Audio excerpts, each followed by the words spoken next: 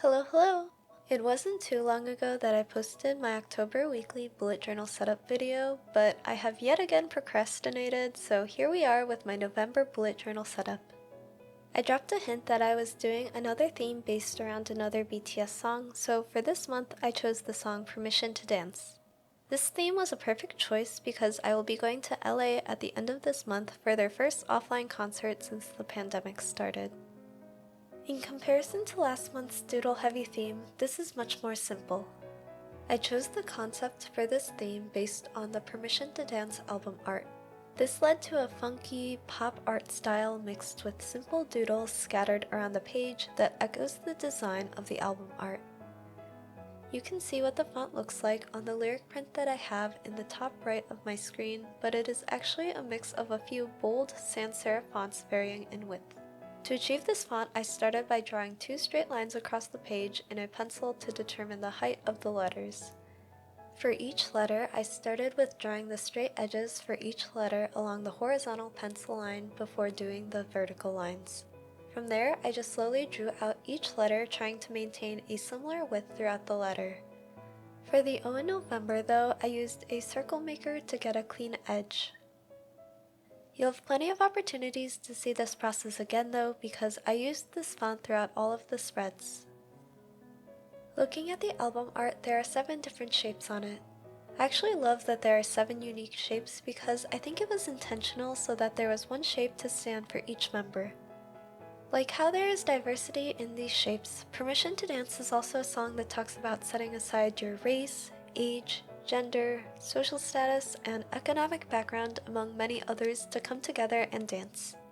BTS has often spread the message that music transcends language and is a way to connect people, and I think that this song emphasizes that message. So of the shapes, the first shape is this sort of 8-point shape that is a cross between a flower and a star. I colored it purple. Then I'm doodling a pink squiggle. Next I doodled a yellow heart and a yellow flower.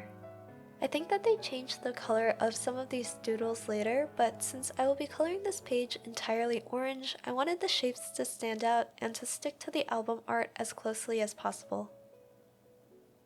Then there is this teal-green circle that is actually layered behind the heart.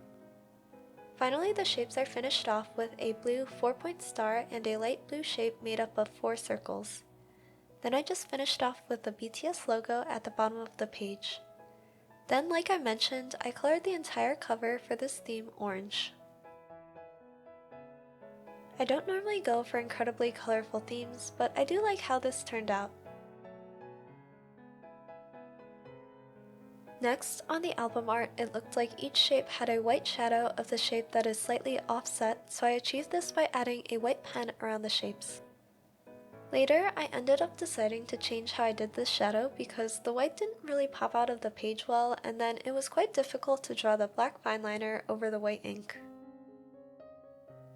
Like the white shadow, the black outline is a bit offset from the actual color of the shape, so when I was going around to make an outline of the shapes, I wasn't super precise with where the edge of the outline was drawn. Also, you can see that the outline is not meant to be uniform around the shape, so some of the edges are a little thinner while others are a little thicker. Permission to Dance is just an incredibly fun and energetic song that makes you want to get on your feet and dance, so I think that this energy is brought out in the fun pop art on the album art. Also, it was a very simple design that came out well even when I was planning out this theme last minute. Moving on to the quote page, I thought that there would be no better lyrics to write than the chorus that goes, "'Cause we don't need permission to dance." I started out by writing Permission to Dance in the font that you see on the album art. Even though I had a reference for this one, I still ended up drawing out each letter the same way that I did on the cover. I think that drawing the letters out slowly like that helped to create more clean edges on each of the letters. After that, I actually tried to do brush lettering rather than my faux calligraphy that I usually go for. I'm using a Pentel Fude Touch Sign Brush pen. I was originally going to use my Tombow Fudenosuke brush pen, but it seemed like the pen was a little too dry and it wasn't getting consistent ink and nice edges. Regardless, I'm really happy with how the lettering came out, and I have a little more confidence that I can do it more often. Next, I mentioned earlier that I changed up how I did each of the shapes, so this is how I did it. I started with the black fine liner for each of the shapes. For this, I used the Tombow Fudenosuke to get a combination of thicker and thinner edges. Then I went in with different colors to draw the shape slightly offset from the outline and leaving some white space. The white space doesn't matter as much here because I won't be coloring in the entire page, but I pretty much used this method for coloring on the rest of the spreads as well. I will say that I recommend that you erase the pencil in between the fine liner and color step because it was quite difficult to erase the pencil lines from under the marker afterwards. Also, I did a lot of these spreads quickly, so it would have been better to either let the black outlines dry first or to use an archival ink before adding the color. This one isn't too bad, but in some of the other spreads, you'll see that the black smudged into the color a bit. To finish off this spread, I just drew a nice orange border around the lyrics. Moving on, I decided to bring back my monthly spread.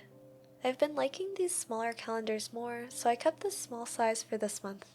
At the top of the page, I wrote out November in the sans serif font I used on the cover.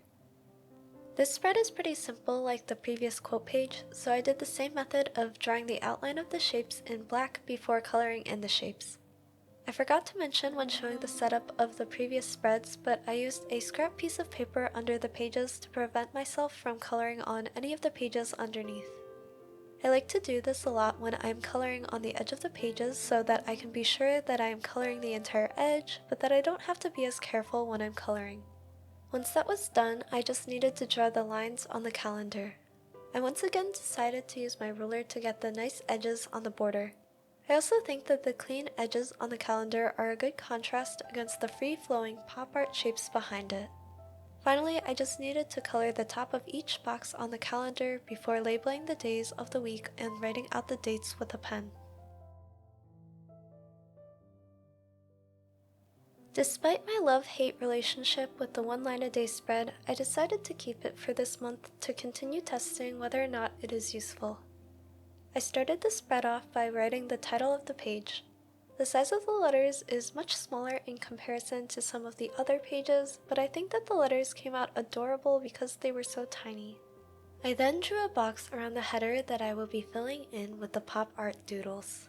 Again, the order is outlining before coloring the shape slightly offset. Since I decided that I wanted to color in this header section, I sectioned off where the white would be surrounding the doodles before filling in the box with orange. I think that you can really tell with this spread how much better the white pops out in comparison to the cover page. To quickly finish off this one-line-a-day spread, I just highlighted every other line in orange and numbered the lines along the left of the page. I think my favorite part of this page is definitely how tiny the letters are in the header. Moving right along, we have the trackers page. I have to say that it definitely looks a lot more intense than it actually is, solely because of the number of doodles on the page. So I'm starting with the middle of the page by writing trackers and then drawing 8 rectangles for the habit trackers. I've been tracking 8 for the last couple of months, and I kind of like having all of them, so I'll be keeping all of them for now. Keeping with this theme, I highlighted the top of each box in orange and then wrote out the habit that I'm tracking. Then comes the fun part, or maybe a better word is tedious. I outlined all of the shapes around the page before going in and numbering them. There are 30 in total on the page, and I just repeated the same 7 shapes around the page. I will be coloring in each of these shapes a different color based on my mood. This page will hopefully be incredibly colorful by the end of the month. I know I usually do a scale for my mood tracker, but this month I thought it would be good to try something else. I see a lot of people that track a specific emotion that they are primarily feeling for that day. So I'm choosing 5 different emotions to track. They are happy, indifferent, sad, tired, and upset. I think it will give me a little more insight into how I'm feeling for the day, so I'm looking forward to seeing that. Although, as I'm writing this out, I can already tell that I'm going to be using the tired color a lot.